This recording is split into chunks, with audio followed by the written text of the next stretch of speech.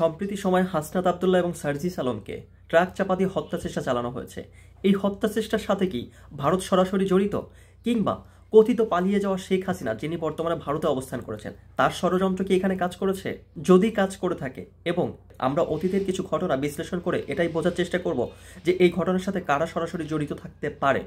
আমরা সরাসরি এই হত্যাকাণ্ডে জড়িত থাকার দোষ ভারতের উপর না চাপালেও ভারতের অতীতের কিছু ঘটনা ঘটলে আমরা এটাই অনুমান করতে পারি এই ঘটনার সাথে ভারতের যোগসূত্র রয়েছে।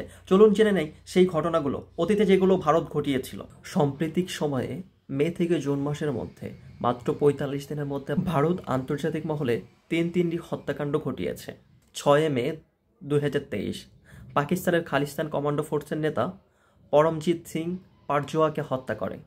১৪ জুন ২০২৩ ব্রিটেনে খালিস্তান লিবারেশন ফোর্সের প্রধান অবতার সিং খান্ডারকে হত্যা করে। ১৮ জুন ২০২৩ কানাডার সারেতে গুলি করে হত্যা করা হয় খালিস্তানপন্থী নেতা হরদীপ সিং নির্জরকে, যেটা নিয়ে কানাডার প্রধানমন্ত্রী জাস্টিন ট্রুডো সরাসরি ভারতকে দোষারোপ করে। এর আগে ২০২০ সালের জানুয়ারিতে পাকিস্তানের লাহোরে গুলি করে হত্যা করা হয় কেএলএফ নেতা হরমিত সিং হ্যাপিকে। এইসব ঘটনাগুলো বিশ্লেষণ করলে আন্তর্জাতিক মহলে ভারতের হত্যাকাণ্ড ঘটনার মতো এমন নৃশংস এবং নিন্দনীয় কাজের অনেক অতীত ইতিহাস রয়েছে।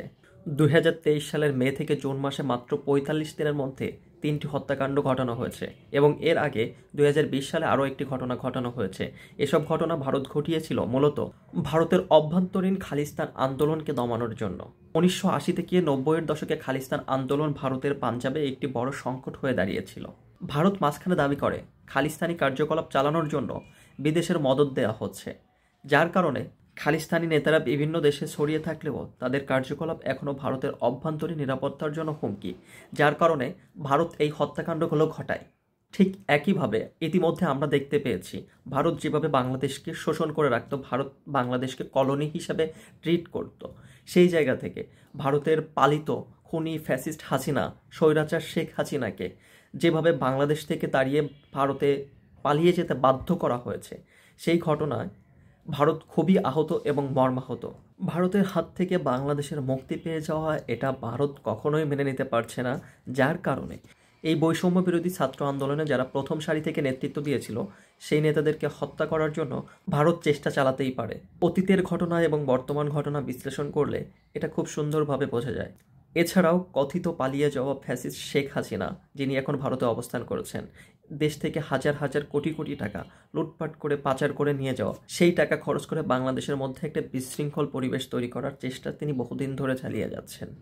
এবং সম্প্রতি সময়ে ফাঁস হওয়া শেখ হাসিনার ফোন কলের রেকর্ড থেকে তিনি বলেছিলেন ছাত্র আন্দোলনের নেতাদেরকে দেখে নেবেন।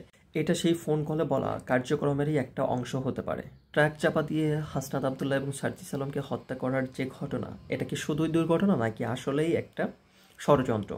এই ঘটনাগুলো বিশ্লেষণ করলে অনেকটারই উত্তর মেলানো যায়। অতএব আমরা এই ঘটনাগুলো ব্যাখ্যা থেকে বুঝতে পারি যে এই কর্মকাণ্ডের সাথে ভারত সরাসরি জড়িত থাকলেও থাকতে পারে।